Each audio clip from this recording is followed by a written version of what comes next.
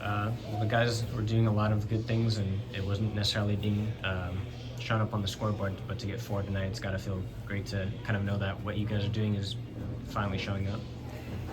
Yeah, I thought it was visible in Minnesota. I think the 3 of the last 4 games, going back to Chicago, were all kind of template games for us, how we're supposed to play. Shot volume wasn't as much tonight as it was the Chicago and Minnesota, but I thought we had some decent zone time.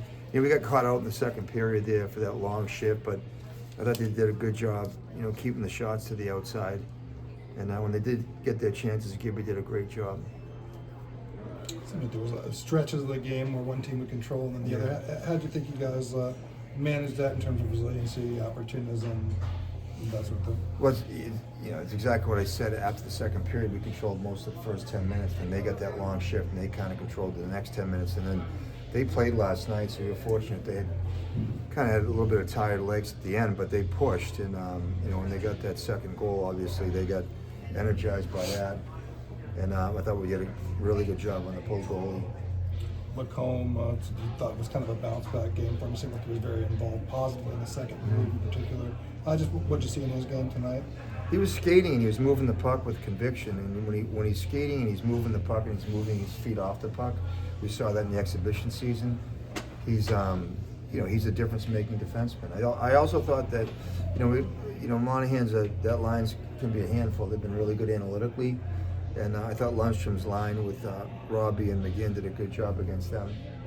Yeah, obviously McGinn at the end there, he gets stung by that shot. He almost clears the puck on the Marchenko goal, and he gets the assist. Lundy gets it. Nice to see a reward for those guys after they really worked hard for the prior 59.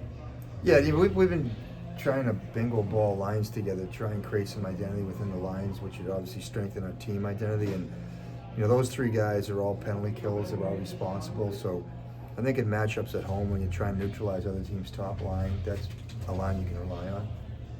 A couple goals, Leo's goal and Jackson's goal come off really nice forechecks. Did you like what you saw from your team in that aspect? Yeah, we had our moments. I mean, we threw a lot of pucks to their goalie in the first period, and he was able to move it past our first 2 forecheckers. But I thought we did a good job when they did have a traditional narrow breakout. We got on top of people and got pucks back. Aside from the forechecking, I thought the second power play, we must have had 4 or 5 grade A chances. I don't know how they didn't go in, but we keep putting pucks, and I think that'll unlock some of this frustration with the scoring. Season debut for John Gibson. What did you see from him tonight?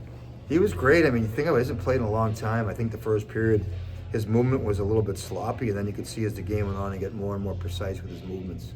A couple of big face-off wins tonight for Trevor in the defensive zone. Is he kind of playing like the number 1 center for now? Yeah, whatever, whether it's him or Leo, I don't care what night it is, they're both number 1 centermen. And Trevor was outstanding on the circle. I looked after the second period, we're trying to get a read on who's winning the draws, and I think he was at 70% after 2, so that's great for him, and it's great for his line mates. All right, thanks, Greg. Okay.